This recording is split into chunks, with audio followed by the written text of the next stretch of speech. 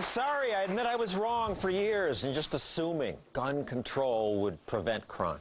There's just no good evidence that it does. Gun control isn't crime control.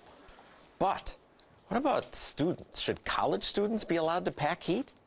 Makes me nervous. I was pretty irresponsible when I was in college.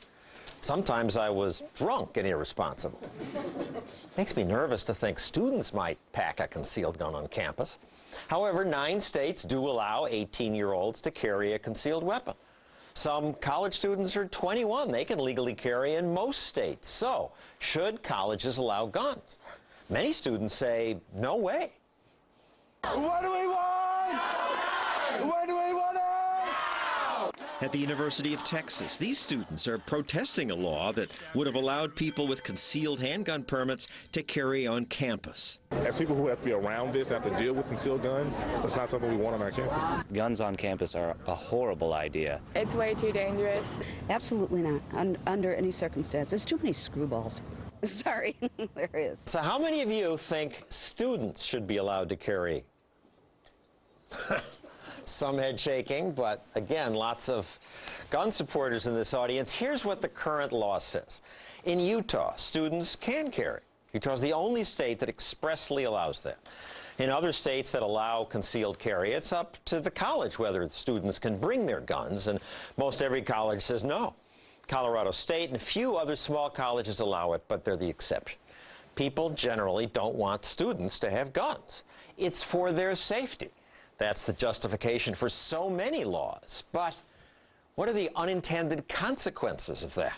More than 30 people dead as a college campus becomes the scene of the deadliest mass shooting in American history. The university was struck with a tragedy that we consider of monumental proportion. Some people say that mass murder could have been averted if students had just been allowed to carry their guns onto campus. The massacre took some time. One student with a gun might have stopped the shooter before he killed 30 people, but students weren't allowed to bring their guns. After the massacre, the University of Kentucky student, David Burnett, formed a group, Students for Concealed Carry. David, more guns allowing students to have a gun would have saved students? It introduced the possibility of self-defense, where before none existed. Remember, we're not talking about just allowing college students to carry onto campus. We're talking about the fact that they already carry in the state. We're not going to change who carries. We're going to change where they can carry. Well, let's hear from the other side. Here's a public service announcement from the Brady campaign. My name is Colin Goddard. I'm 23. Went to Virginia Tech in 2003. After I was shot, he left our room and walked down the hallway, and then the bangs just got much louder again. You could tell he was back in our room. This time he more methodically came down each of the rows and was still firing. At one point he was standing at my feet, and that's when I was shot a second time in my left hip.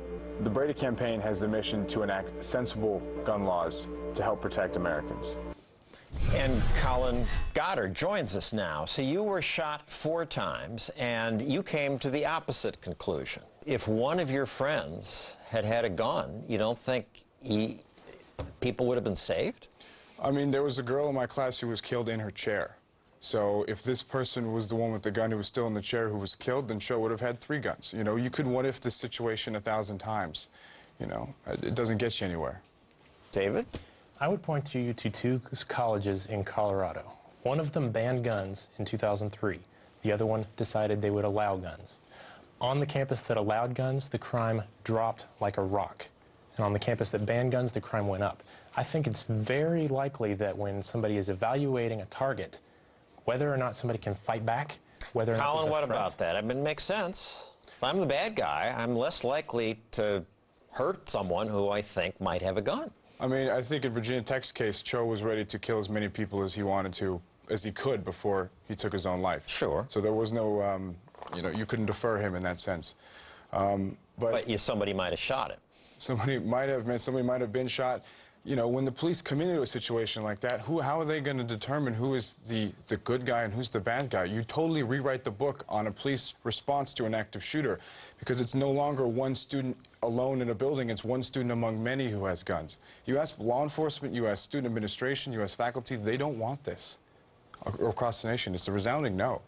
Well, it actually kind of differs.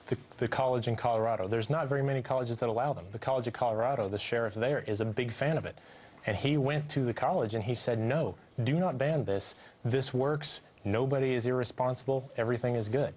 All right, but I was irresponsible in college. Lots of kids are. There's lots of people getting stoned. You want them to have guns? Well, we're not arguing about who can carry, because in most states you've got a procedure you have to go through. You have to go through a background check to make sure there's no felonies, drug abuse, alcohol, anything like that. You've got to go through fingerprinting. You've got to go through educational classes in most states. You also have to be, as you mentioned, at least 21 in most states before you can carry. Are we really talking about the party-hardy, irresponsible kids? At the age of 21, well, you've got it out of your system.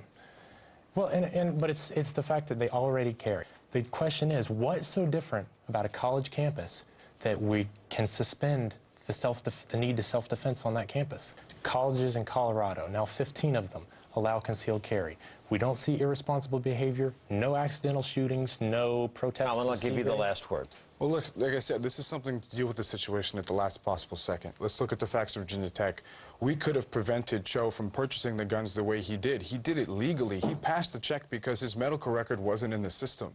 That's a problem. Fortunately, Virginia changed that, and they've updated a lot more of their records, but this is not something that's been done nationally, and it needs to be done. All the records need to be there. Thank you both.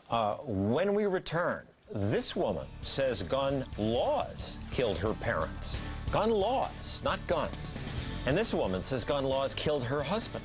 Their stories when we return.